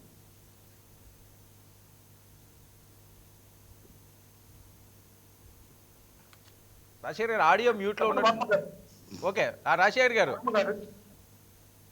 ఆంధ్రప్రదేశ్లో బంద్ స్టీల్ ప్లాంట్ ఇష్యూ మీద జగన్మోహన్ రెడ్డి గారు ఢిల్లీ వెళ్తారు అని ఈ 2 రోజులు పెట్టి ఎక్కువగా వాయిస్ వస్తున్నది. దీని మీద మాట్లాడతారు, ఏదో ఒక క్లారిటీ వస్తుంది, ఖచ్చితంగా ఆంధ్రప్రదేశ్ ప్రభుత్వం దీని మీద కట్టుబడి ఉంటుంది, ఎలాంటి పోరాటానికైనా వెనకాడదు అని అందరూ అనుకుంటున్నారు. కానీ మరి ఢిల్లీ పర్యటన ఇంకా ఖరారు కాలేనట్టుంది. అయినప్పటికీ కూడా కేంద్రం మీద ఒత్తిడి తేవాల్సిన ప్రధాన బాధ్యత మీ మీదే ఉంది. ఎందుకంటే అక్కడ హక్కుల పోరాటం రోజు రోజుకి ఒక ఉప్పెన్నలా ముందుకు సాగుతుంది. ప్లీజ్. సరే, ఈ యొక్క ఉద్యమానికి మా పార్టీ పూర్తి మద్దతు ప్రకటించడం కూడా జరిగింది. ఇది న్యాయమైన కోరిక, ఈ ఆంధ్రప్రదేశ్ ప్రజల యొక్క సెంటిమెంట్. కాబట్టి ఇందులో ఖచ్చితంగా రాజీలేని పోరాటం పార్టీలకు అతీతంగా అందరూ చేయాల్సినటువంటి అవసరం ఉంది. ఖచ్చితంగా మేము ఆల్రెడీ ప్రారంభించాము దాని మీద విశాఖపట్నంలో. కాబట్టి అది కంటిన్యూ అవుతుంది, సాధించే వరకు మా పోరాటం ఉంటుంది. ముఖ్యమంత్రి గారు మరి ఢిల్లీ పర్యటన అనేటువంటిది కూడా ఖచ్చితంగా ఉంటుంది. ముఖ్యమంత్రి గారు ఆల్రెడీ దానికి సంబంధించి కేంద్ర ప్రభుత్వానికి లేఖలు రాయడం జరిగింది. అదేవిధంగా కలుసుకుంటారు, ఖచ్చితంగా ఈ సమస్య పరిష్కారానికి కృషి చేస్తారండి, అందులో సందేహమే లేదు వర్మ గారు. రైట్, అదే పరిస్థితి కాదు, ఏదో ద్వంద్వ వైఖరి ఉంది, అది మేమే తీసుకుంటాం స్టీల్ ప్లాంట్ అని చెప్పి ఇచ్చి స్టేట్మెంట్లు అన్నీ కూడా వర్కౌట్ అవుతాయా రాజకీయ పరంగా మాట్లాడే మాటలు అన్నది ప్రధానంగా మీ మీద వస్తున్న విమర్శలు. ఇప్పుడు వర్మ గారు, ద్వంద్వ వైఖరి మాది ఎలాగవుతుంది సార్? అది ద్వంద్వ వైఖరి మాది కాదు. ఎందుకంటే ఇప్పుడు దాంతో పయనిస్తున్నటువంటి జనసేన పార్టీ కూడా చెప్పాలా. ఆ రోజు ఢిల్లీ వెళ్ళారు కదా, ఢిల్లీ వెళ్ళిన తర్వాత మన పవన్ కళ్యాణ్ వర్మ గారు, this is the problem with the two parties. ఇప్పుడు వీళ్ళు ఏం చేస్తారో వీళ్ళు చెప్పారు, అందుకే సార్ వీళ్ళు ఏం చేయబోతున్నారో వీళ్ళు చెప్పారు.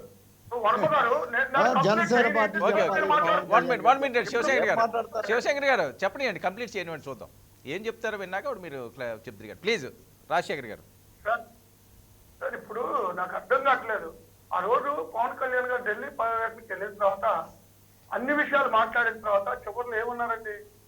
విశాఖ స్టీల్ ప్లాంట్ అనేటువంటి అంశం కేంద్ర పరిధిలోనిది అన్నారా కాదా? అది ఒక అంశం. అయితే ఆయన బీజేపీ పార్టీతో ఎందుకు కలిశారు? ఎవరి ప్రయోజనాల కొరకు బీజేపీలో కలిశారు?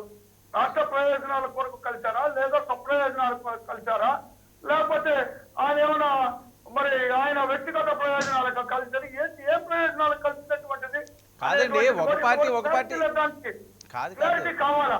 తర్వాత వచ్చి ఇప్పుడు నేను అంటే ఎన్నికలప్పుడు కలవడం వేరు, ఒక పార్టీ అధికారంలోకి వచ్చిన తర్వాత కలవడం వేరు. ఎన్నికలకు ముందు ఇదే వ్యక్తులు బీజేపీ పార్టీని మరి ఏం మాట్లాడారు అనేటువంటి విషయం అందరికి తెలిసిన విషయమే. ఎన్నికల తర్వాత తెలుగుదేశం పార్టీ నుంచి విడిపోయి తిరిగి మళ్ళీ బీజేపీలో చేరడం జరిగింది. సరే, ఆయన ఎందుకు చేరాడు అనేటువంటిది ఆయన సొంత విషయం.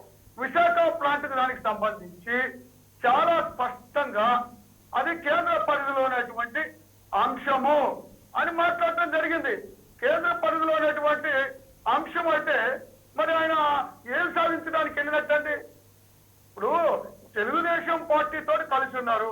ఇప్పుడే శివశంకర్ గారు చెప్తున్నారు తెలుగుదేశం పార్టీ తోటి కలిసేటువంటి ప్రశ్నే లేదని. కానీ నేను ఒక్కటి మాత్రం చెప్తా ఉన్నాను సార్, ఈ పార్టీ ఇప్పుడు ఒక పార్టీ మొట్టమొదట ప్రజారాజ్యం పార్టీ అనేటువంటిది పెట్టారు. ప్రజారాజ్యం పార్టీని కాంగ్రెస్ పార్టీకి తాకట్టు పెట్టారు. ఆ తర్వాత అక్కడి నుండి బయటకు వచ్చి పవన్ కళ్యాణ్ గారు తిరిగి జనసేన పార్టీ స్థాపించడం జరిగింది. మరి కాంగ్రెస్ తెలుగుదేశం పార్టీకి మద్దతు ఇవ్వడం జరిగింది, ఆ బీజేపీకి మద్దతు ఇవ్వడం జరిగింది. ఆ తర్వాత ఎన్నికలకు వచ్చేటప్పుడు ఒంటరిగా పోటీ చేశారు. మళ్ళీ బీజేపీ పంతను చేరారు. రేపు తెలుగుదేశం పార్టీ పంతను చేరాలనేటువంటి నమ్మకం ఏమాత్రం లేదు అని స్పష్టంగా చెప్పదలుచుకున్నాను సార్. అంటే ఇప్పుడు శివశంకర్ గారు అన్నారు గతించిన చరిత్ర అన్నారు. అది గతించిన చరిత్ర కాదండి, అది గతి లేని చరిత్ర. పార్టీని రన్ చేయలేక కనీసం నిలబడ్డ చోట కూడా అధ్యక్షుడు కూడా గెలవలేనటువంటి పరిస్థితుల్లో జనసేన పార్టీ వేరే పార్టీ బుధాన ఆయన కాడి వేస్తున్నటువంటి పరిస్థితి.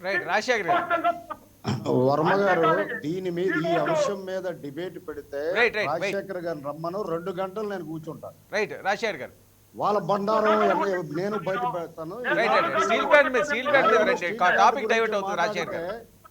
అనవసరమైనటువంటి అసందర్భ మాట్లాడారు. టాపిక్ డైవర్ట్ అవుతుంది ప్లీజ్. విజ్ఞత కాదు. దీని మీద ఆయన గతించిన చరిత్ర అంటే ఇప్పుడు బీజేపీ పార్టీ తెలుగుదేశం పార్టీ అయితే జనసేన కానీ ఒక తానులే గుడ్డలండి. ఎప్పుడైనా సరే కలుస్తారు, ఎప్పుడైనా విడిపోతారు, మళ్ళీ కలుస్తారు. కానీ మేము ఒకటే చెప్తున్నాం, వైఎస్ఆర్ కాంగ్రెస్ పార్టీ ఒంటరిగానే గెలిచినా ఓడినా ఒంటరిగానే మేము పట్టుతాం. గతంలో ఎన్నో ఒకటి చేసాం, మొన్న ఒకటి చేసాం, రేపు రాబోయే రోజుల్లో కూడా అదే ఉంటది. అంతేగాని అధికారం కోసం ఏ అండగా గొడుగు పట్టేటువంటి విధానం మా పార్టీది కాదు అని స్పష్టంగా నేను చెప్పదలుచుకున్నాను వర్మ గారు. రైట్, ఓకే, 1 minute శివశంకర్ గారు. ఇప్పుడు నేనేమంటానంటే వాళ్ళ పార్టీ మేనిఫెస్టోలు సిద్ధాంతాలు ఏమైనా ఉంటే వాళ్ళు అందరికి ప్రజలందరికీ తెలుసు. ఇందాక ఢిల్లీలో ఉన్న అంశం ఉంది అని పవన్ కళ్యాణ్ గారు అనేది ఒక్క ముక్క కట్ అండ్ పేస్ట్ వాడుతున్నారు. రాజశేఖర్ గారు ముందుది వెనకదే వదిలేశారు. వ్యాకరణం చదువుకోండి, తెలుగు వ్యాకరణం మీద అవగాహన పెంచుకోండి. ఇష్యూస్ అంతా మాట్లాడి ఢిల్లీ అది ఎవరి దగ్గర ఉందండి? ఇది స్టీల్ ప్లాంట్ ఎవరి అధీనంలో ఉంది? ఆ మాత్రం పరిజ్ఞానం లేదా మీ ప్రభుత్వానికి? మీ పార్టీ నాయకులకు ఆ మాత్రం పరిజ్ఞానం లేదా? అందుకనే వాళ్ళ దగ్గరికి చెప్పారు, కన్సర్న్ పర్సన్స్ కి ఎక్స్ప్లెయిన్ చేశారు. మీరేం చేశారు? ఇంతవరకు ఒక లెటర్ రాసి స్పీడ్ పోస్ట్ చేశారు. అది తప్ప మీరేం చేశారు? మీ విజయసాయి రెడ్డి ఇక్కడ పాదయాత్ర చేశారు. ఎందుకంటే అలాగే 2 రకాల ప్రయోజనాలు ఉన్నాయి. పాదయాత్ర ద్వారా జీవీఎంసీ ప్రచార యాత్ర కూడా అయిపోద్దని చేశారు. ఆరోగ్యం కూడా బాగుంటుంది, నడిస్తే ఆరోగ్యానికి మంచిదని చేశారు. అంతకు మించి మీరేం చేశారు? మీరు మా చిత్తశుద్ధిని శంకించడం ఏంటండి? మేము మొదటి నుంచి దాని మీద అందరికంటే ముందు స్పందించాం, కేంద్ర ప్రభుత్వ దృష్టి తీసుకొచ్చాం. ప్రతి ఒక్కటి కూడా ఆల్టర్నేటివ్ మెకానిజం చెప్పాం. దాన్ని ప్రైవేటైజేషనే కాదు మార్గం, అనేక మార్గాలు ఉన్నాయి, అన్వేషించండి. ఇందాక కార్మిక నాయకుడు చెప్పినవన్నీ కూడా మా అధ్యక్షుల వారు కేంద్ర ప్రభుత్వ పెద్దలకు చెప్పడం జరిగింది.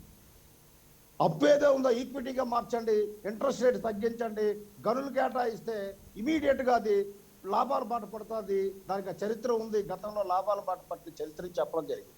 ఇవన్నీ మీకు వినబడదు, కనబడదు, ఏం చేయడు. మా మీరు ఇప్పుడు అధికారంలో ఉన్నారు, ఇది అంతా ప్రజలు గమనిస్తున్నారు. పంచాయతీల్లో మీరు చూశారు, ప్రజలు స్వచ్ఛందంగా జనసేనకు ఓటేస్తున్నారు. మేము మార్పు వస్తుంది. రాజకీయాల్లో ఏది శాశ్వతం కాదు రాజశేఖర్ గారు, ఏది శాశ్వతం కాదు.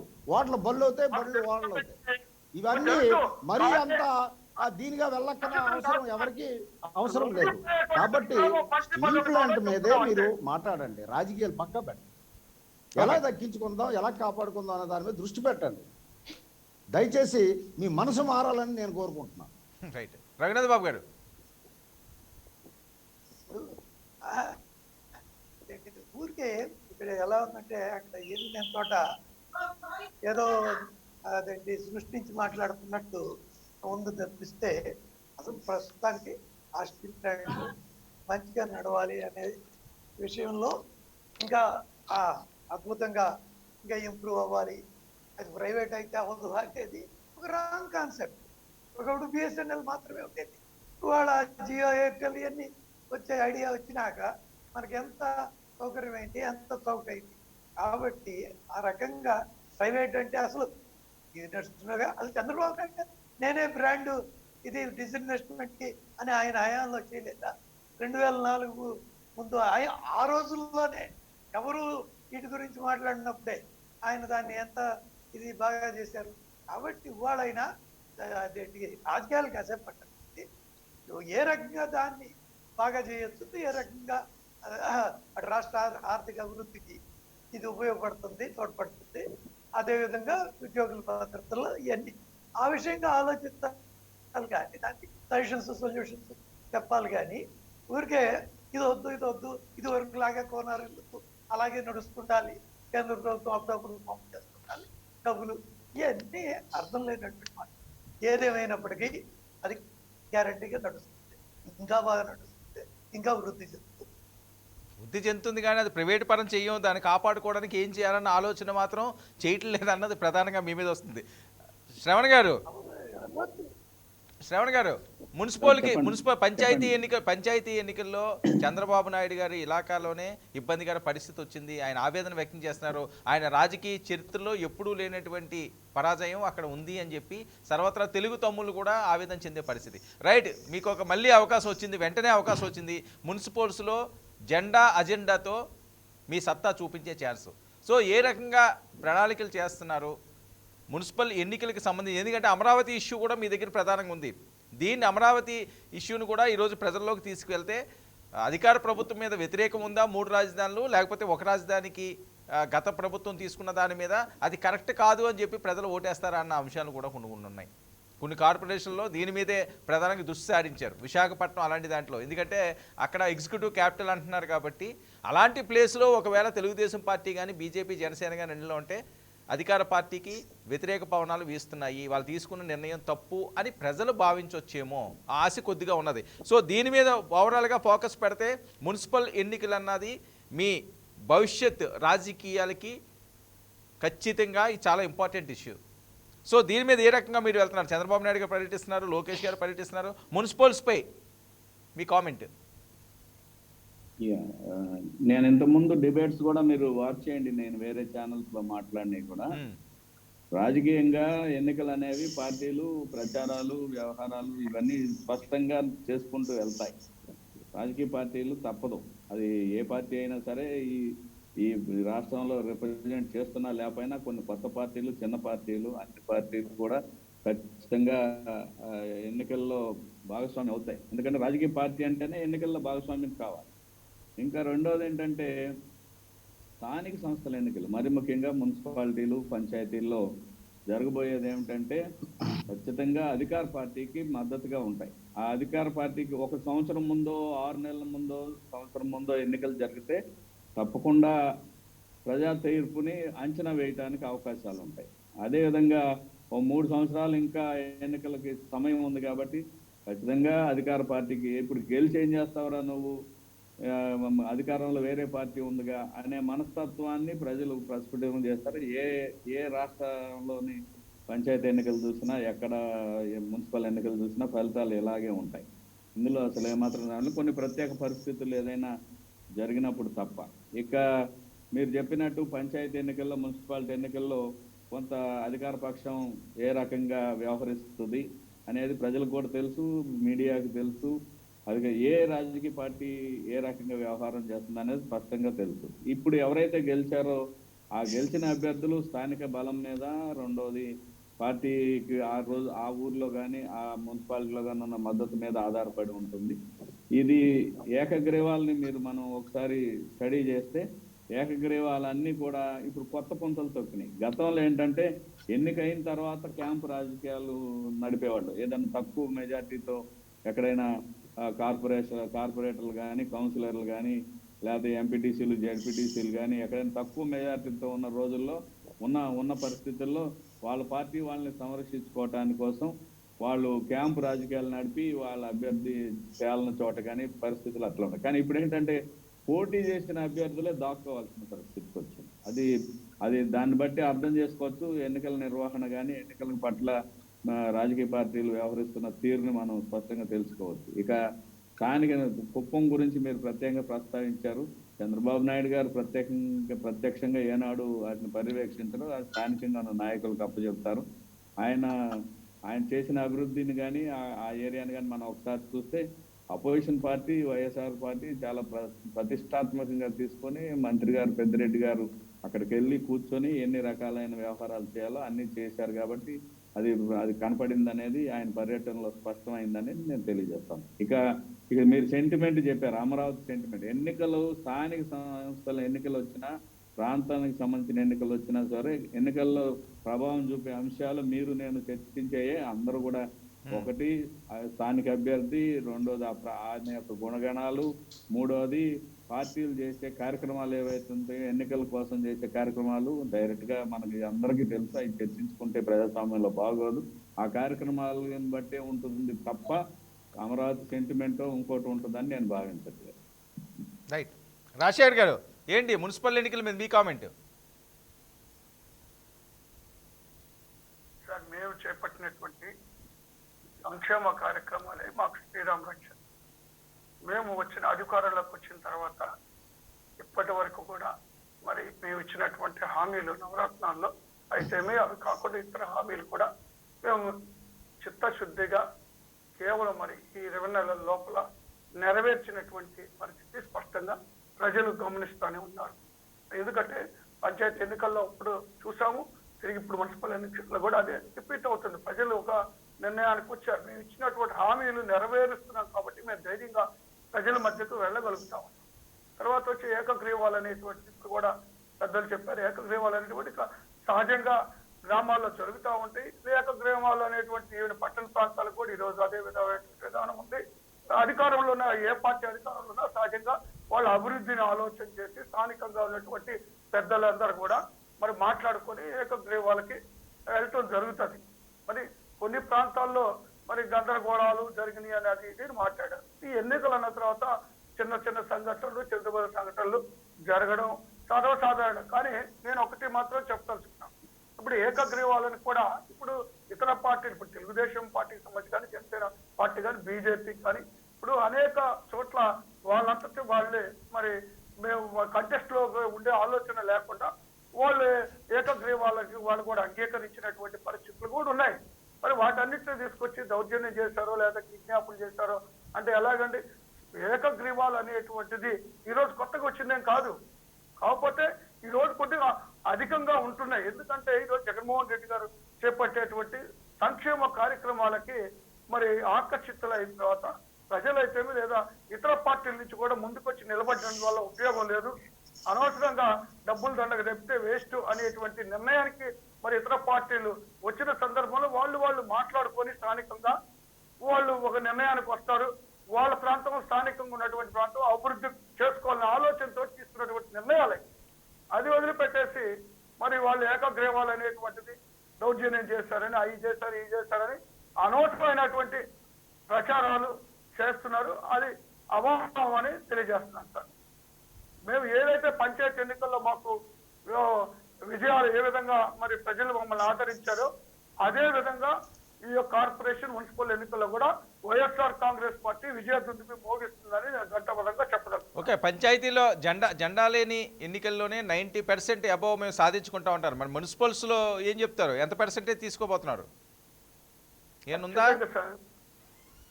మున్సిపల్ ఎన్నికల్లో కూడా అబౌవ్ 90% మేము సాధిస్తాం సార్.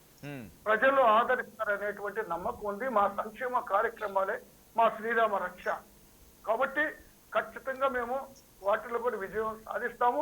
ప్రజలు మమ్మల్ని ఆదరిస్తున్నారు అనే దానికి నిదర్శనమే ఈ ఏకగ్రీవాలు కూడా మరి దానికి నిదర్శనమే అని చెప్పదలుచుకున్నాను సార్.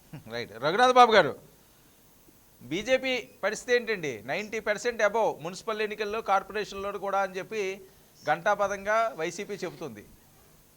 ఏమన్నా పోటీ ఇచ్చే అవకాశం ఉందా? అధికార పార్టీ డెఫినెట్ గా స్థానిక సంస్థల్లో విజయం సాధిస్తుంది, కాస్త ఎక్కువ. ఎందుకంటే రకరకాల ప్రలోభాలు మామూలుగానే. ఇవాళ ఇది ఇంకాస్త దూకుడుగా, ఇంకాస్త దుడుగ్గా ఇవన్నీ చేస్తున్నమాట వాస్తవం. కొన్ని నియోజకవర్గాల్లో భయపెట్టి బెదిరించి చేస్తున్న మాట వాస్తవం. ఎవరు కాదనలేదు సత్యం. అంటే లిమిట్ దాటి పేరుగా ఎన్నికలు జరగనియొచ్చు, అప్పుడు గెలవచ్చు. అలా కాకుండా బలవంతంగా కూడా కొన్ని చేస్తున్నారు. సరే, ఓకే, దాని గురించి. కానీ వాళ్ళు నేను చెప్పదలుచుకుంది, వాళ్ళ ప్రధాన ప్రతిపక్షమైనటువంటి తెలుగుదేశం వైఫల్యం చెందింది. ఎందుకు అంటే దాని యొక్క స్థానికంగా ఉండే ఇన్ఛార్జీలు వాళ్ళు ఫైట్ చేసే స్పిరిట్లో లేదు. అయితే మరి మీరేం చేస్తున్నారు అన్నాడు. మేము డెఫినెట్గా ప్రధాన ప్రతిపక్ష రోల్లోకి వస్తాం, మేము జనసేన కలిసి. ఆ దానికి ఫస్ట్ స్టెప్గా ముందు తెలుగుదేశం బలహీన పడిపోతుంది అనేది కూడా ఒక ఉదాహరణ. డెఫినెట్గా వచ్చే ఎన్నికలకి మేము ప్రధాన ప్రతిపక్షంగా అవుతాం. రైట్. శివశంకర్ గారు, చూసాం పంచాయతీ ఎన్నికల్లో అనూహ్య విజయాలు, జన సైనికుల పోరాటం మొదటి అడుగుగా ఫలించిందని చెప్పుకోవచ్చు. మరి మున్సిపల్స్లో కార్యాచరణ ఏంటి, ఎలా ఉండబోతున్నది? కార్పొరేషన్ సంబంధించో లేకపోతే మున్సిపాలిటీలకు సంబంధించో?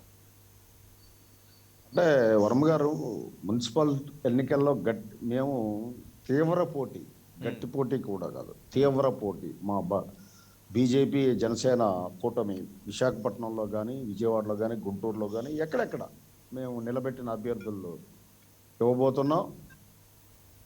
ఇప్పుడు పంచాయతీల్లో పర్సంటేజ్లు మ్యానిపులేషన్ చేయడానికి ఉంటుంది. మున్సిపల్ ఎలక్షన్స్లో ఎన్నికల గుర్తు మీద కాబట్టి పర్సంటేజ్ మ్యానిపులేట్ చేయడానికి లేదు. కాబట్టి స్పష్టంగా వస్తుంది ఎవరు బలం ఏంటి, ఎవరిని ప్రజలు ఎలా ఆదరించారు అన్నది. రెండవది, ఏకగ్రీవాలంతా కూడా మా సంక్షేమం చూసే వాళ్ళు ఏకగ్రీవాలు పెరిగిపోయి అన్నారు. అది కరెక్ట్ కాదు. బలవంతపు విత్డ్రాల్ చేయించారు. అనేక దగ్గరలో మా దగ్గర ఎవిడెన్స్లు ఉన్నాయి. అవన్నీ ఎలక్షన్ కమిషనర్కి మేము పంపించాం. చివరికి ఎక్కడో ఉన్న వ్యక్తి తాలూకా సంతకం ఫార్జరీ చేసి, మరి అంటే వీళ్ళు చక్కని ఫార్ములా ఒకటి ఇంప్లిమెంట్ చేస్తున్నారు. రిటర్నింగ్ ఆఫీసర్ని పోలీసులు మేనేజ్ చేస్తే అయిపోయింది, పని అయిపోయింది. ఇంకెవరిని మనం అలరబెట్టక్కర్లా, ఎవరికి ఇది చేయక్కర్లేదని. అంటే న్యూ టెక్నాలజీ ఇన్వెంట్ చేశారు. యునానిమస్లు చేయించడానికి వైసీపీ ఇన్వెన్షన్ ఏమో న్యూ టెక్నాలజీ. కాబట్టి మీ ఏకగ్రీవాల సంగతి ప్రజలు చర్చించుకుంటున్నారు ఈరోజు. అంతేగాని మీ సంక్షేమ పథకాలు చూసి అందరూ కూర్చొని మనం ఇంకెవరు పోటీ చేయొద్దని నిర్ణయించుకునే సీను ఆంధ్రప్రదేశ్లో లేదు.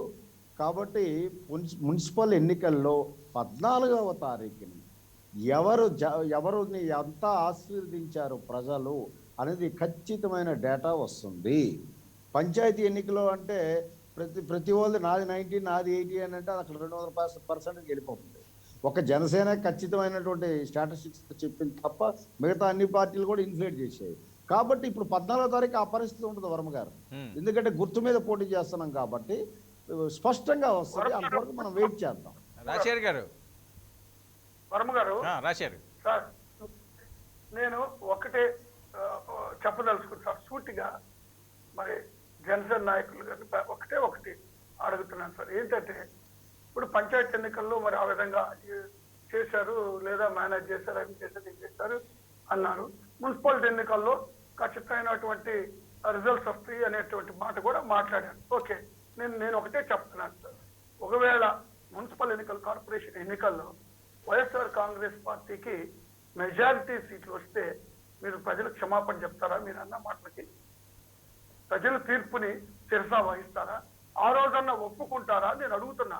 ఖచ్చితంగా నేను చెప్తా ఉన్నాను, మేము మెజారిటీ సీట్లు సాధిస్తాం. ఆ రోజు శివశంకర్ గారు ఏం మాట్లాడతారో కూడా నేను ఖచ్చితంగా ఇదే నేను అడుగుతాను. ఆ రోజు మాట్లాడేటువంటి క్షమాపణ చెప్పండి. ఒకవేళ మీరే కానీ చెప్పండి. ఆ మాటకి మీరు అంగీకారమేనా చెప్పండి సార్. శివశంకర్ గారు, ఇది రాజశేఖర్ అన్న వితండవాదం చేస్తాడు ఎక్కువ. ఇప్పుడు రాజకీయ విను రాజకీయాలు మీరే అన్నారు కదా సార్. వర్మ గారు. ప్లీజ్. కొత్త తీర్పు.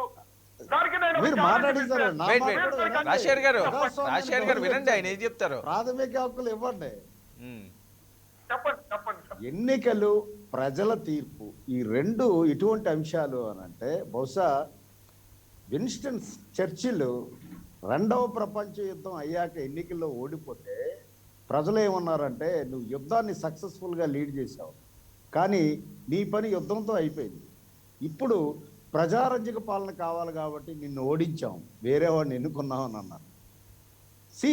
ప్రజల మనోగతాన్ని ఆ రోజు విన్స్టన్ చర్చిల్ అంచనా వేయలేకపోయాడు. కాబట్టి మీరు క్షమాపణ చెప్తారు, మేము ఎందుకు క్షమాపణ చెప్తామంటే మాది రాజకీయ ప్రక్రియలో భాగంగా ఒక పార్టీ మాది. ఇప్పుడు మీరు ప్రూవ్ చేసుకోవాల్సింది, మీరు పట్టిన ప్రూఫ్ మీ మీద ఉంటుంది రాజశేఖర్ గారు. ఎందుకంటే ఇది మీ పరిపాలన ఎలాగుంది అనే ప్రభావం మీ మీద ఉంటుంది. అది ఇప్పుడు అది మానేసి ఎదుటివాడి మీద ముందు అఫెన్స్ చేస్తే అదే డిఫెన్స్ అయిపోద్దని ఈ టెక్నిక్ బాగా కనిపెట్టారు మీ పార్టీ వాళ్ళు. ఎందుకంటే ముందు ఎదుటివాడి మీద రాయేసేసాం అనుకో, వాడు అది పట్టుకొని తిరుగుతుంటాడు, మన పని మనం చేసుకోవచ్చు అన్నటువంటి ఈ ఫార్ములా కనిపెట్టారు వైఎస్ఆర్సీపీ నాయకులు. కాబట్టి వెయిట్ చేయన్న, తొందర ఏం లేదు. ఆ రోజు 14లో మన ఇద్దరమే కూర్చుందాం, ఆ ముచ్చట కూడా మన ఇద్దరమే తీర్చుకుందాము.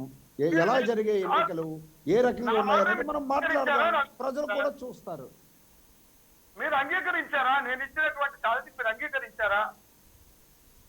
మీరు సవాల్ విసరడము అంగీకరించడాలు అది ఉత్పన్నమే కాదు. మీరు తినబోతూ రుచి ఎందుకు అడుగుతారు? ఎలాగా వడ్డిస్తారు, తింటారు, అప్పుడు రుచి తెలుస్తుంది. ముందే రుచి ఎందుకు అడుగుతున్నారు? ఆగండి, అంతవరకు ఆగలేకపోతున్నారా?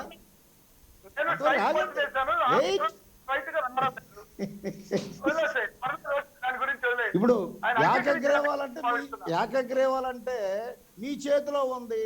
అక్కడ డిఎస్పీని, రిటర్నింగ్ ఆఫీసర్ని మేనేజ్ చేసి వాళ్ళని బెదిరించి ఇళ్ళకెళ్ళి మీరు నామినేషన్ ఉపసంహరించుకోకపోతే ఇల్లు కాల్చేస్తాం, తగలబెట్టేస్తాం అని బెదిరించారు చిత్తూరు జిల్లాలో. ఇవన్నీ జరిగాయి. ఇప్పుడు ఆ పర్వం అయిపోయింది. ఇప్పుడు ఎన్నికల్లో బాల్ కోర్టులోకి వెళ్ళింది. బాల్ ఇప్పుడు ఓటర్ దగ్గర ఉంది. వెయిట్ చేయండి, కంగారు వద్దండి. వెయిట్ చేస్తే బాల్ ఎటు పొందుతాడు, ఎటు చూస్తాడు.